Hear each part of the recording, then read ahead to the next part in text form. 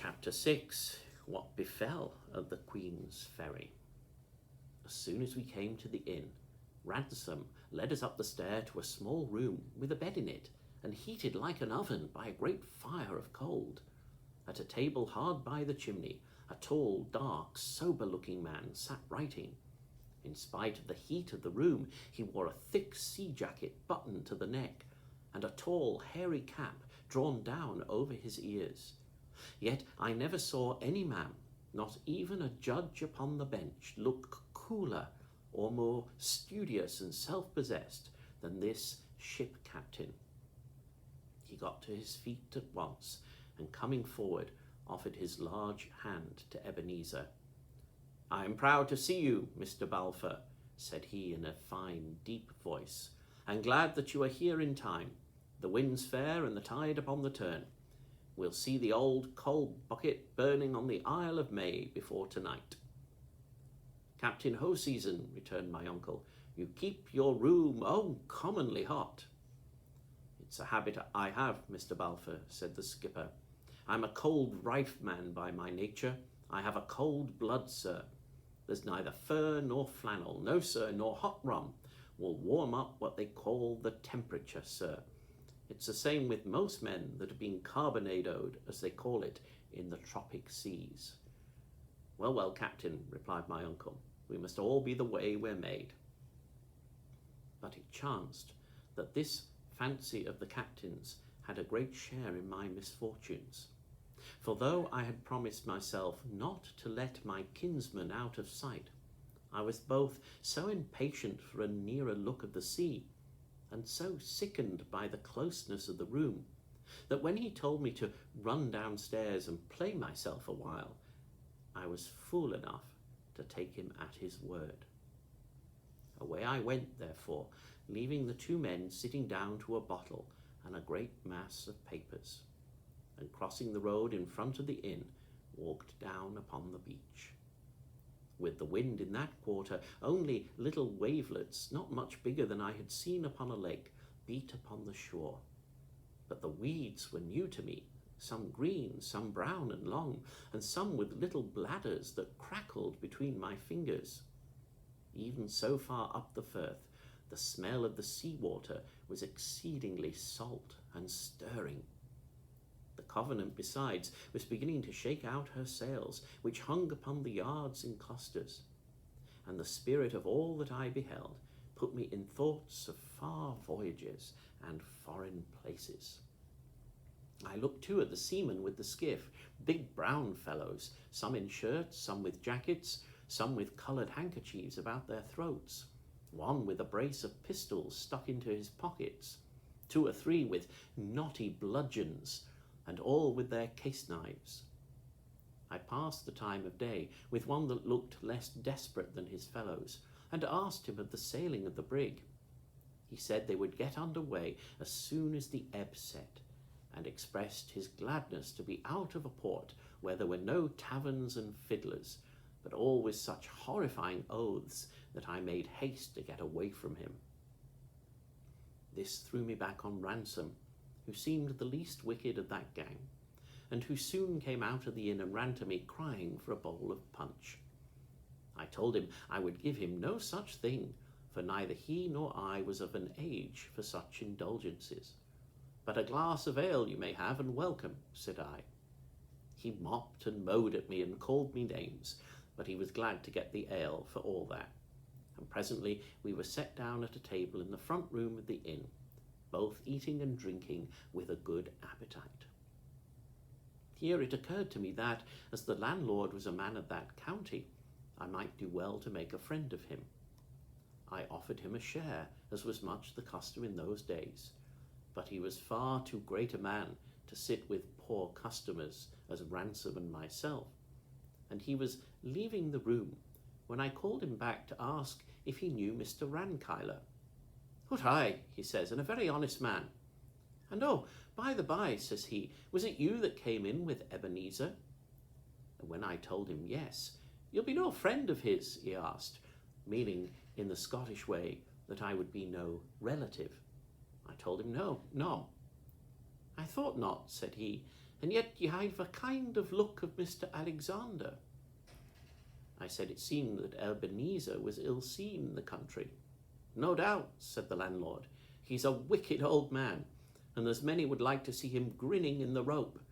Jennet Closton and many more that he has harried out of house and home. And yet he was a once a fine young fellow too. But that was before the report got about Mr. Alexander that was like the death of him. And what was it? I asked. Oh, just that he had killed him, said the landlord. Did you never hear that? And what would he kill him for? Said I. And what for?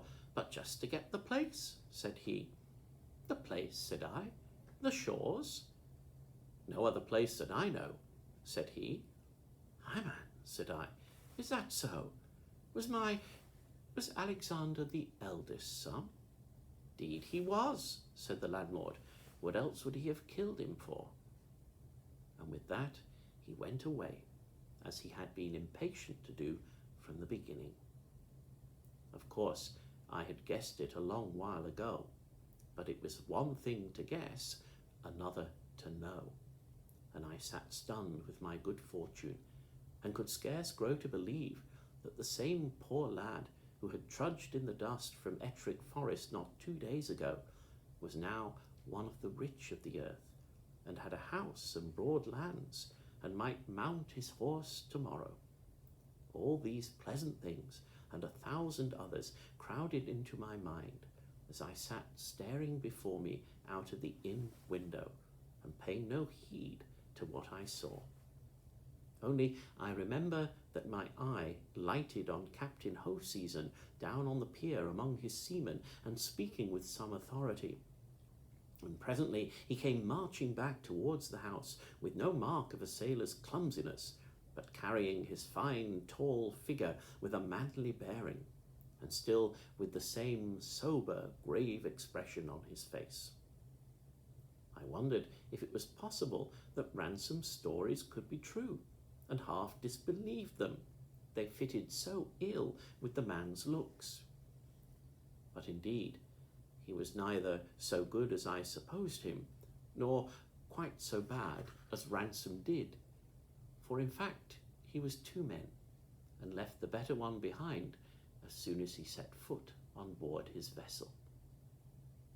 The next thing I heard my uncle calling me, and found the pair in the road together. It was the captain who addressed me, and that with an air very flattering to a young lad of grave equality. Sir, said he, Mr. Balfour tells me great things of you, and for my own part I like your looks. I wish I was for longer here, that we might make better the friends, but we'll make the most of what we have. You shall come on board my brig for half an hour, till the ebb sets, and drink a bowl with me. Now, I longed to see the inside of a ship more than words can tell, but I was not going to put myself in jeopardy, and I told him my uncle and I had an appointment with a lawyer. Aye, aye, said he. He passed me word of that. But you see, the boat will set you ashore at the town pier, and that's but a penny stonecast from Rheinkyler's house. And here he suddenly leaned down and whispered in my ear, Take care of the old fox. He means mischief. Come aboard so I can have a word with you. And then passing his arm through mine, he continued aloud as we set off towards his boat. But come, what can I bring you from the Carolinas? Any friend of Mr. Balfour's can command. A roll of tobacco, Indian feather work, a skin of a wild beast, a stone pipe, the mockingbird that mews for all the world like a cat, the cardinal bird that is as red as blood. Take your pick and say your pleasure. By this time we were at the boat side, and he was handing me in. I did not dream of hanging back. I thought, the poor fool, that I had found a good friend and helper, and I was rejoiced to see the ship. As soon as we were all set in our places, the boat was thrust off from the pier and began to move over the waters. And what with my pleasure in this new movement, and my surprise at our low position, and the appearance of the shores, and the growing bigness of the brig as we drew near to it, I could hardly understand what the captain said and must have answered him at random. As soon as we were alongside, where I sat fairly gaping at the ship's height, the strong humming of the tide against its sides, and the pleasant cries of the seamen at their work, Hoseason, declaring that he and I must be the first aboard, ordered a tackle to be sent down from the mainyard. In this I was whipped into the air and set down again on the deck, where the captain stood ready waiting for me, and instantly slipped back his arm under mine. There I stood some while, a little dizzy with the unsteadiness of all around me, perhaps a little afraid, and yet vastly pleased with these strange sights. The captain meanwhile pointing out the strangest and telling me their names and uses. "But where is my uncle?" said I, suddenly. "Aye," said Hoseason, with a sudden grimness, "that's the point." I felt I was lost.